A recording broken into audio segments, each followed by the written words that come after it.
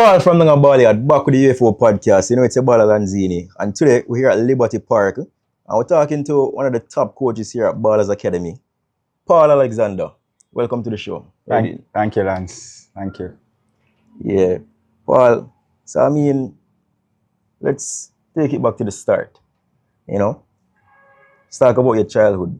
You know, growing up with those early knee surgeries. I mean, talk to me about that experience, you know, back then and how that kind of shaped your mindset, you know, towards, you know, your career and life. All right, so funny you asked that because recently I was talking to my parents and just having conversations about the past and asked them, remind me my surgeries and my knees were in cast at 5 or 4 years old, and they reminded me it was at 4 years old. So both knees were had to be operated on, had to do reconstructive surgery to both knees. And just kind of thinking back on how I fell in love with football and the game. So their recount to me is that I always had a ball. The doctor himself was like awed by how I was running and operating in the car. So from that very young age, I clearly didn't frame it as a setback.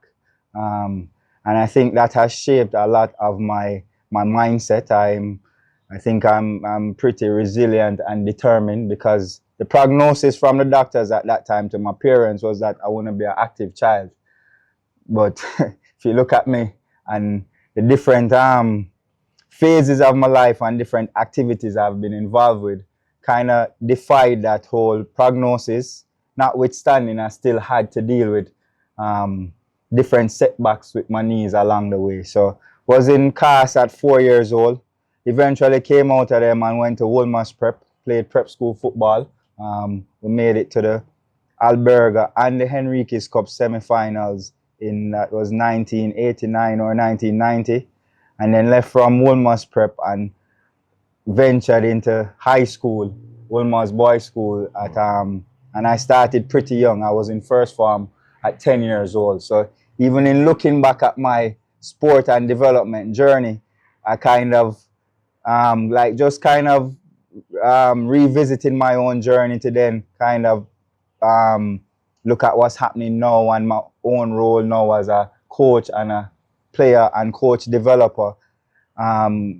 Just finding it interesting that I was competing now in high school against guys who were, at that time, Pepsi was under 13. So going into that environment and have to compete in a very competitive high school was another pivotal experience. So yeah, the early part of my journey really shaped determination and resilience. Okay. And I mean, you know, that determination and resilience, you know, really propelled you in football because, I mean, you went on to play for Arnett Gardens, right? Yeah. And you even won the National U21 Championship. I mean, talk to me more about that experience and, you know, what it taught you about, you know, not just discipline, but, you know, teamwork and, you know, working together in a competition to further set you up for the part that you would go on to, you know, tread in life. So that's one of the most memorable, one of the best moments, the most enjoyable moments of my life. Going back to Wolmer's in first form, at that time, Ricardo Bibi Gardner was a part of that cohort of students. So Wolmer's got a plethora of footballers at that time. You name it. So I really struggled very young. I found myself always on the bench. And 3 years of that really hit me as a youngster, and I started to dabble in other sports. So actually I played cricket for Wolmer's. I played sunlight cricket and I played basketball for Wolmer's. In cricket, I played with Dwayne Pagan and Carlton Barr, West Indies cricketers. Mm-hmm. I played against Chris Gale, Tamar Lambert, those big name cricketers. So I dabbled in other sports, but the love of football would not leave me. So I didn't play Colts. That whole 10 to 13 age is so pivotal. A lot of the abandonment of sports happened around that time, and I experienced it personally. However, the love of the game wouldn't go away. I was still playing Eiger ball, playing scrimmage, and then decided I would go back up for Manning Cup in '98. Made that Manning Cup team. We made it to the semi-finals as at that time as well. Very good team. I'm still a fringe player, getting game time now and then. By that time, I'd also pivoted in terms of position. Back in prep school, I was a center back, man marker. You used to have man marker back in the day. Yeah. But stick to him. but as you know, I wasn't the quickest, the most athletic, and that go back to my knee surgeries. So as I got older, I started to think about my game and my strengths and pivoted to become a midfielder because I found out I had good vision, I was more cerebral, but still struggled to get a firm place in the Manning Cup. Then left there and went to UA to pursue my first degree, and still the desire to play wouldn't leave me. And my dad, who is also an avid football fan as well, he was the one who initiated, why don't go try it for Arnett Gardens? Because he was doing kind of outreach work in those communities, Denham Town, Trench Town, Arnett Gardens. So he was in those communities doing outreach work, but also with a love for the game. And I took his advice and went and tried out. And I went with the mindset that I'm not just going to make this team. I'm going to start and play for this team, and I'm going to make it as a footballer. So I'd set my mind on it. So my drive and my mentality was first to training. Coach Jerome Waite was a coach at the time, and you know Coach Jerome Waite, rigorous training, but coach said run 10 laps first on the pitch and full effort. And I was kind of like, and my approach also wasn't much words. I was just about action on the pitch. That was my approach. Coming in as a middle class, going into that community-based team and knowing how the community-based fans and environment can be tough. I know I had to let my game speak and nothing else. So that's the mindset I went in with. And lo and behold, I held down my position as the number 6 and played every game except one because of my knees started to act up again, and I had to miss one game. And we went on to win the competition very convincingly. We lost one match, and I'm proud to say it's the only match I didn't play. But we won very convincingly. I remember we played against, because in Arnett Gardens at the time, some of the glory days, Walter Boyd was there, Cornell Chinsu, Eugene Barnes, Pele Wilson, so Messam, Fabian Davis. So those were the senior players. We were playing against them every day in training. And Jerome Waite reminded me recently in a conversation that, Paul, remember, we never ever lose to the senior team that year. So I feel as if I was coming into coming into your own. My own at that age, at 20, 21, figuring out myself, figuring out my strengths, plus what I believe separated me was my mentality. I would not be outworked. I would not, nobody could out-train me, and I would never give up. So, but unfortunately, I had to do another surgery, and wasn't able to recover from that. And I had to pivot and go back to university to then finish my first degree, because I'd taken a leave of absence too, because I was all in on this football journey, and then had to pivot and go back to school. So that whole aspiration to play, as in I had to deal with that disappointment and just pivot in life and start to now think of another way where I could make an impact. And that's how I got involved in coaching, because the Arnett Garden experience taught me something as well, because I saw so many talented players. And I said to myself, if I had half of these boys' talent, nothing would stop me from playing professionally. But what I had, they didn't have. They didn't have my work ethic. And as I said about the quiet leader, it became a point where my own teammates, I could see it through the corner of my eye. They were trying to now compete against me in the physical work. You motivate them to work harder. Even though I'm not saying anything. So that kind of raised the team. Trust me, we were clicking, clacking. Dougal Batters, Wayne Stipper. These are youth national players. Leon Strickland. and we were really, really clicking. But what I took away when I had to walk away was, how can we bridge talent with the other intangibles of development? And at that time, 20 odd years ago, that's where I first got involved with Ballaz, coming in as a development coach. Okay, but before we go into your Ballaz chapter, I mean, you know, you spent some time in the Jamaica Defense Force, right? Yeah. Yeah, and later you even built a career in finance. So take me to that chapter in your story. What was that experience like, and what were some of the main takeaways from that, period in your life for you? Yeah, so as you pointing out, I have a very varied and unique journey. So Arnett Gardens just won the National Under-21. Boom, my knee goes, do a surgery, realize that not recovering the way I need to be to get back there. So go back to UWI, pursue finish my degree, and then sometime after that get an opportunity at various different financial institutions, Jamaica National, and then eventually Scotiabank.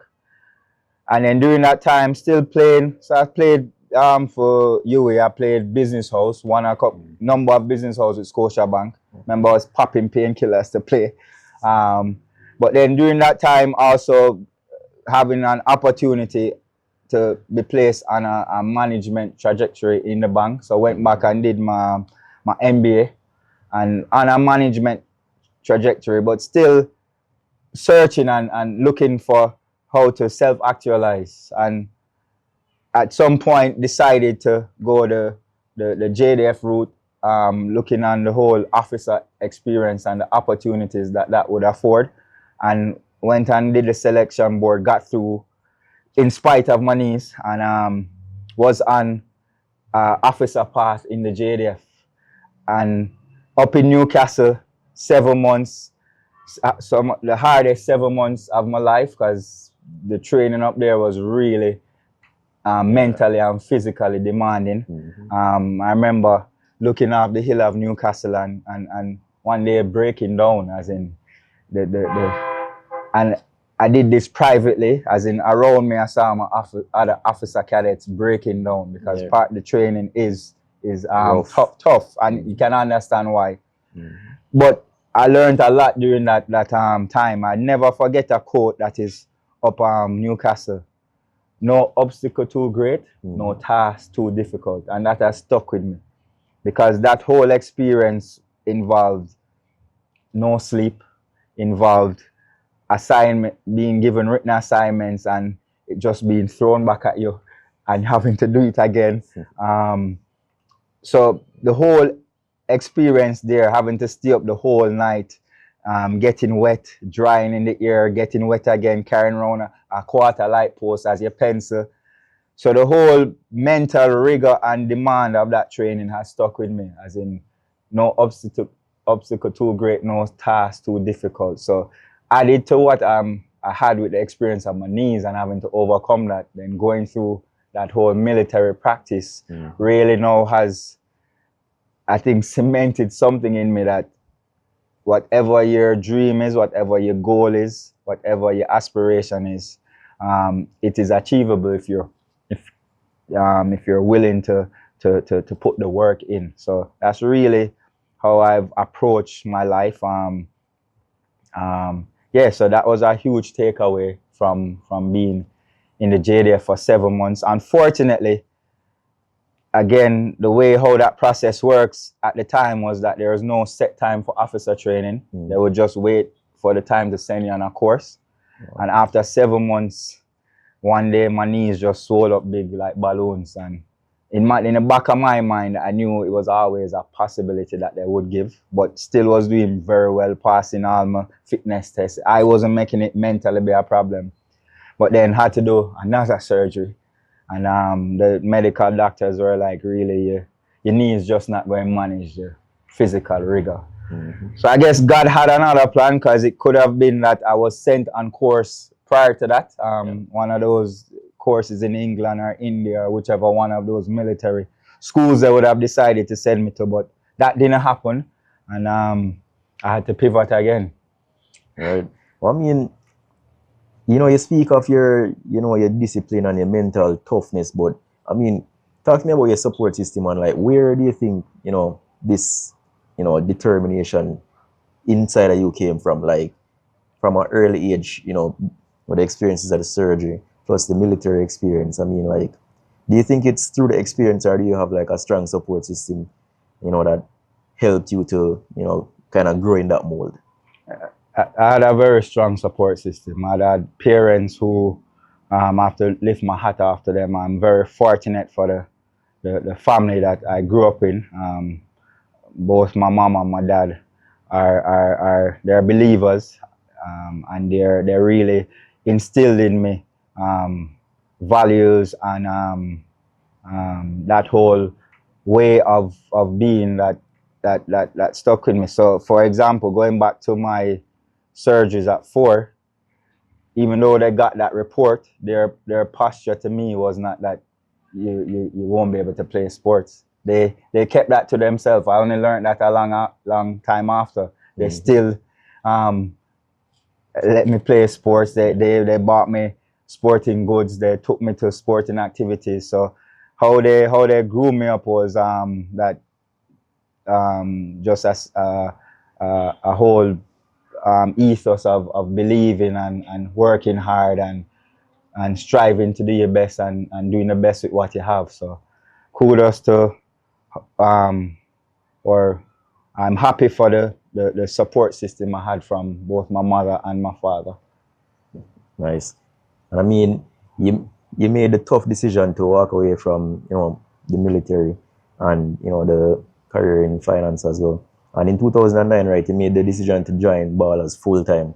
What was it about, you know, Ballaz football philosophy that, you know, resonated with you that made you say, you know, I want to be a part of this project and, you know, be a part of the coaching education here? So I realized that trying to sell people credit in banking was not something I would enjoy for a long time. And I realized that my calling was in helping young people self-actualize. When I met Andre Virtue, and that's the whole ethos of Ballaz, being transformational, changing the world one goal at a time, impacting life through football and love. So that whole ethos of Ballaz resonated with me, and added to that is we're in football. So while I was doing it on the weekends on Saturday, and I just made the bold step, which is also, I think, characteristic of who I am. I'm willing to take risks, and I'm think sometimes blindly bold. So I left banking and decided to come on to Ballaz full time, because there was a connection with what Andre had set up here and my own personal aspirations to be a mentor and to coach lives. Right. So I mean, let's take it back a little bit again, because you spent 10 years in Japan, right? Yeah, let's talk about that. I mean, you were teaching, coaching, and, you know, even competed in CrossFit for a bit. Talk to me about, you know, that experience and, you know, competing and teaching in Japan, living there, the cultural difference, and what were some of the things that you took back with you to Jamaica? Yeah, that was a very good and interesting experience. So again, looking to self-actualize and searching for more, I found out there was an opportunity to go to Japan as a language exchange teacher. I applied and got through and decided to take the adventure of moving to somewhere I would never have considered to in my wildest dreams.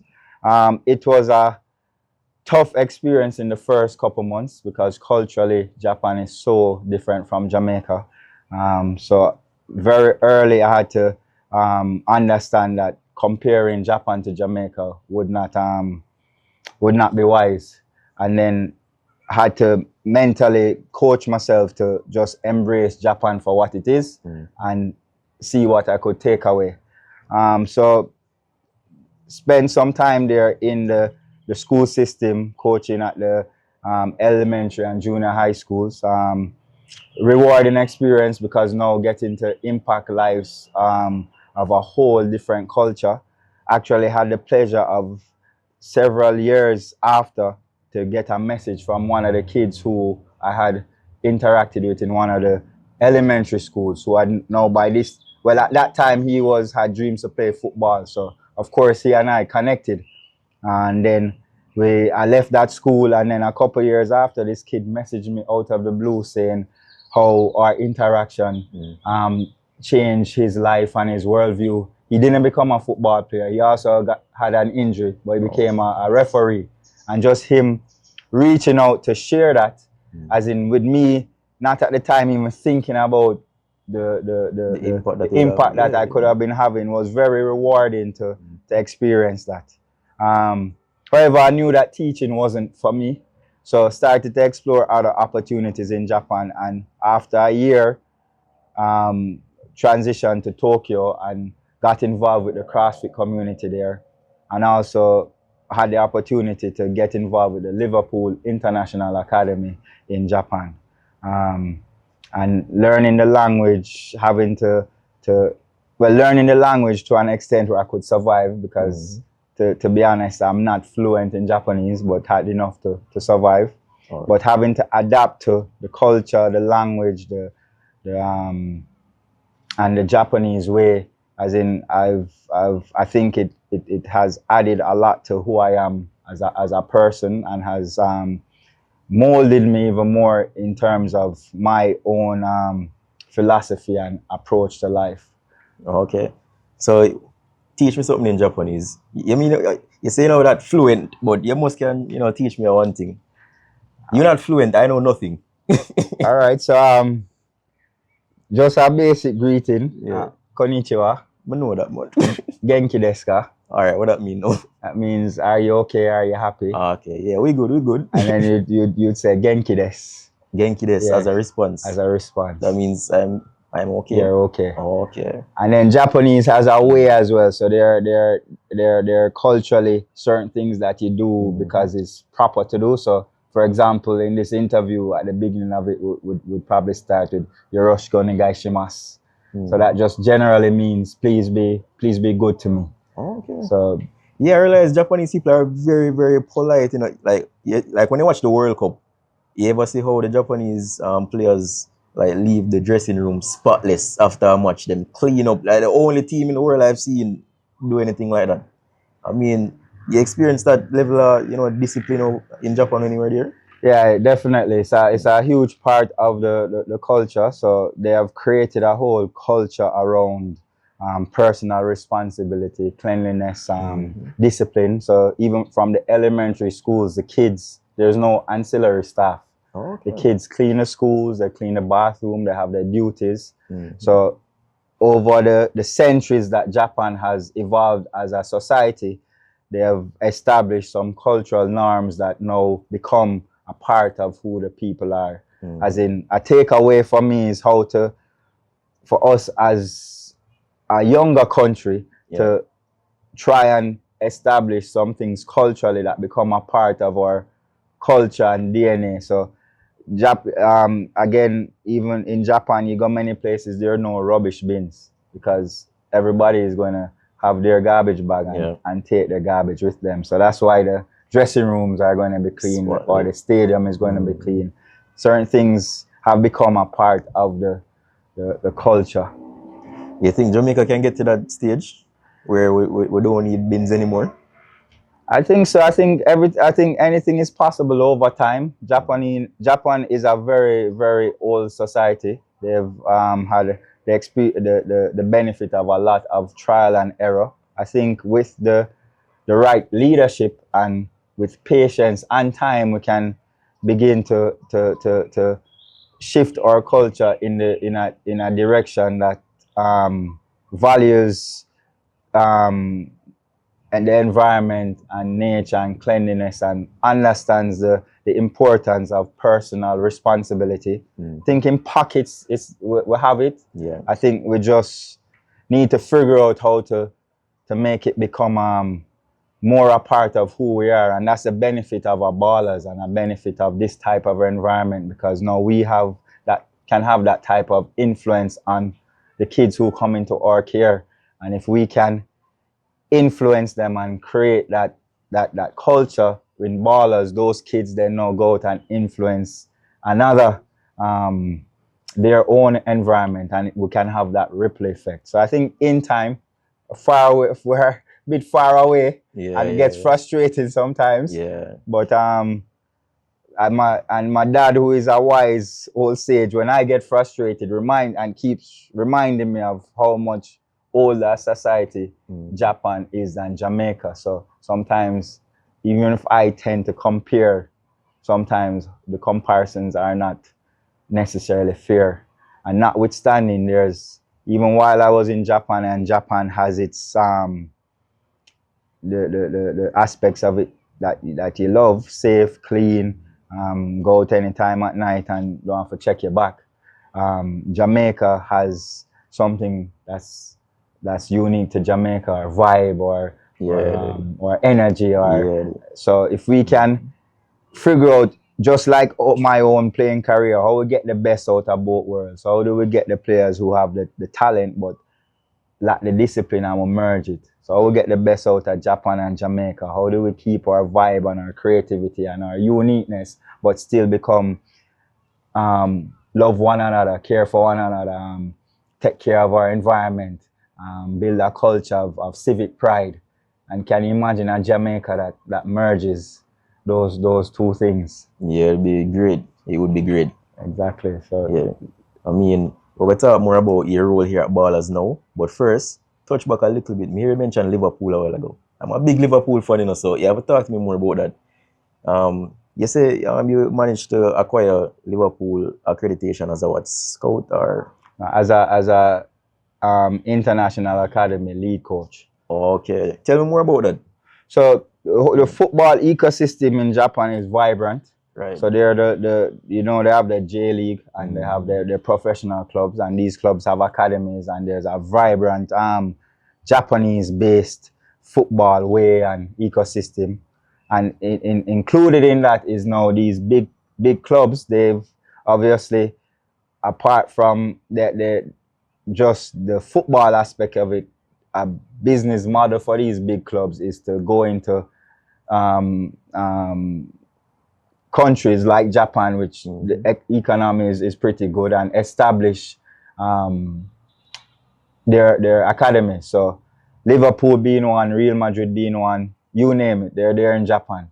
So Liverpool is there in Japan, and also it's not just the economics of it. They also want to make an impact with sharing the Liverpool way. So they send coaches from the academy who come in with the Liverpool curriculum and methodology, and have a well-established Liverpool academy in Japan. So I had it, and within that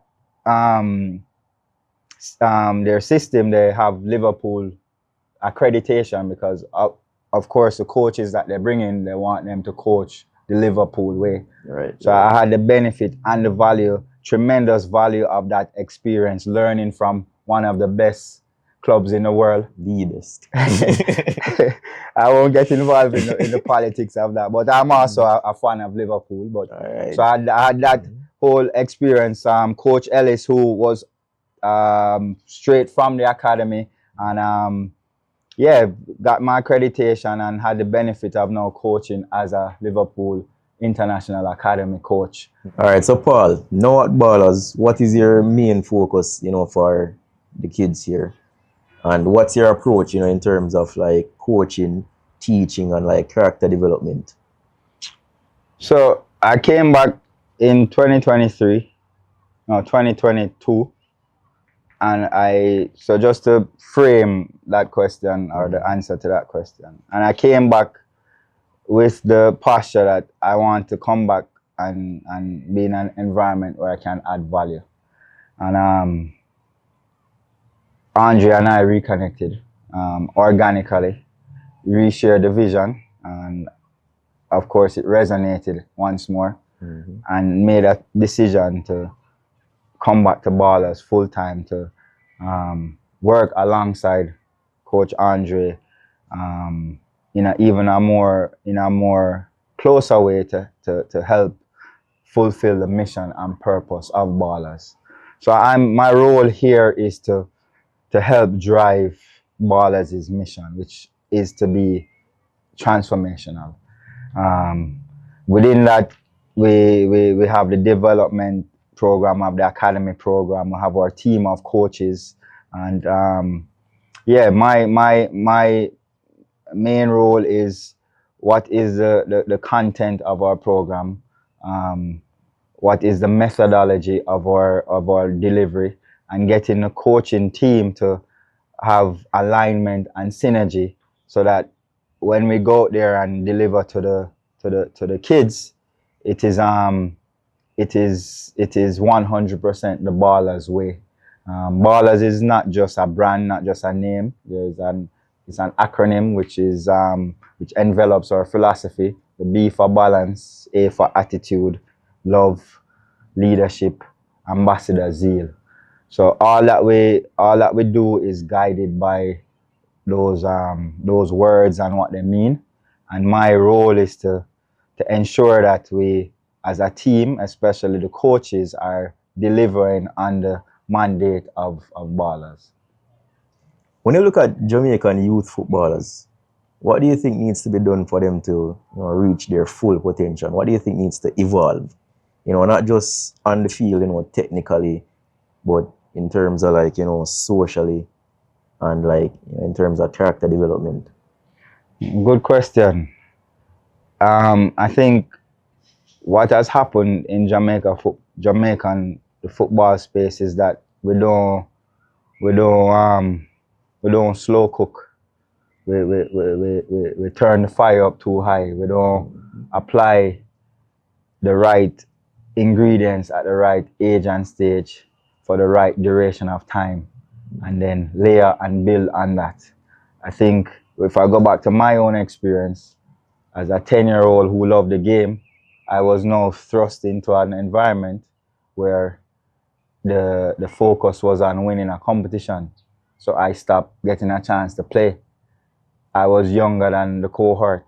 Maybe I was a slower developer than the cohort.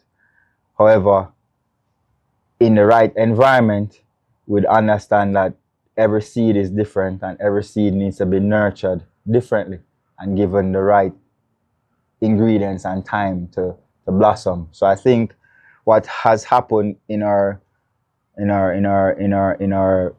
environment is that it's haphazard, and we sometimes we're too hyper focused on competition and winning, and we don't apply the right things at the right time long enough.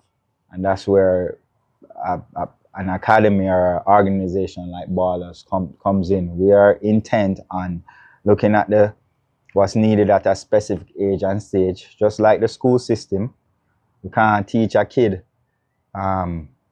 algebra before we teach him how to count properly. Mm-hmm. So we need to be patient and be clear about be clear about the process and be consistent with the process. That's interesting. I mean, I feel like you're right in terms of not having the right approach to the kids. I feel like, especially, we know that in Jamaica, a lot of hype and emphasis is put on youth football in terms of schoolboy football. It's probably the most, arguably the most popular football in Jamaica.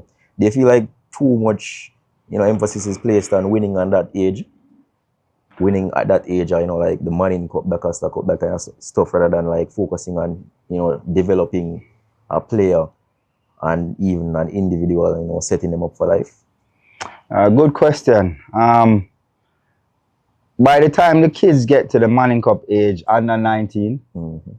the competitive aspect of the development process mm-hmm. would have to start to kick in, because the competitive part of it is important. Mm-hmm. But what happens is that starts from prep school or primary school football mm-hmm.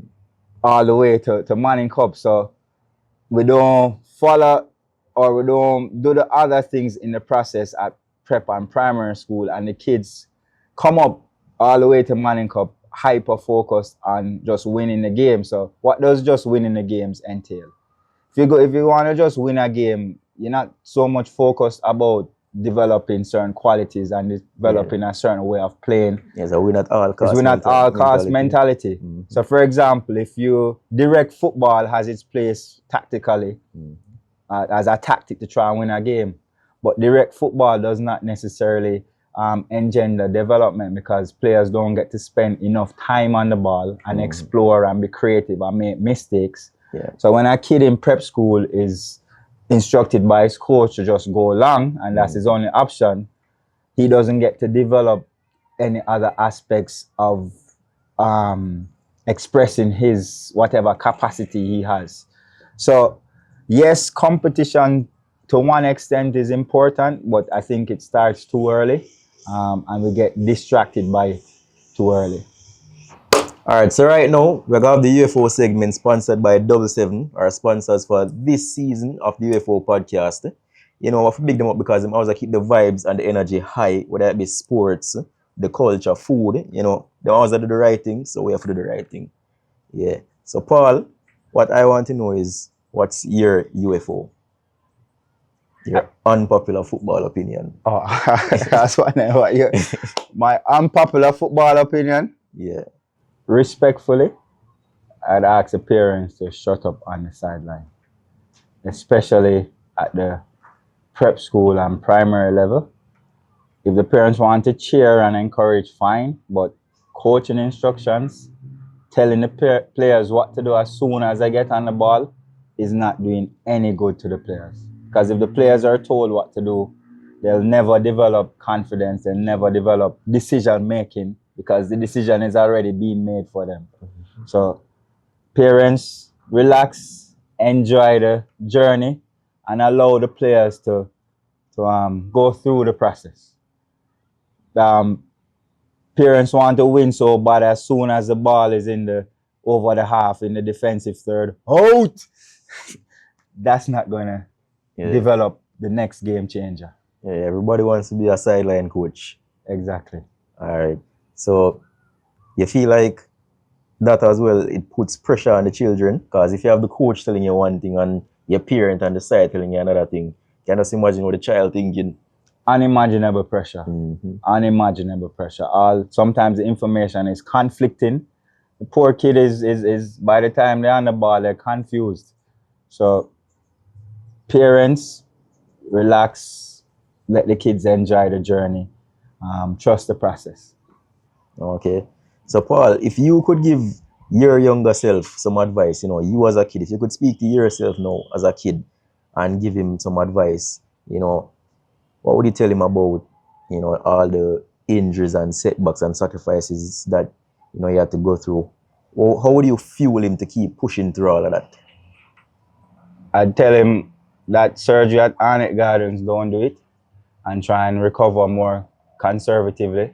Take some rest, find a physiotherapist or some expert in the body, and look at a more conservative approach, included with that be adjust your diet and see if some dietary adjustments could also help reduce inflammation and help you to recover. I wouldn't have gone the surgery route. I would have taken a more conservative route and try and build my body a different way. Okay. Paul, I mean, for any younger player out there, you know, who wants to get in touch with you and, you know, has some questions, whether it be about life in general or, you know, football and stuff like that, how can they reach you? What's your social media handles? I'm on Instagram. I think is Paul P_Alexander 37. And I'm on Facebook, Paul Alexander. And then I'm here at Ballaz almost every day of the week. Okay, so you want to tell them to come out to Ballaz? Yeah, come out to our development program. All our kids start in our development program. So our player development program is open to all kids interested in playing the game or just interested in coming to have a talk or a conversation around football and life. 9:15 to 10:15 a.m. on a Saturday morning, 10:30 to 11:30 a.m. or 11:45 to 12:45, which would be our bigger ballers program, kids 13 to 17 years old. All right, Paul, thanks for talking with us. It was a very insightful conversation, you know, and it sounds like you have a lot of knowledge to impart on the youngsters. So, all the best. Respect, Lance. Respect. Yeah, man. Yeah. Thanks for joining us. And that's it for this episode of the UFO Podcast. Until next time, that is it.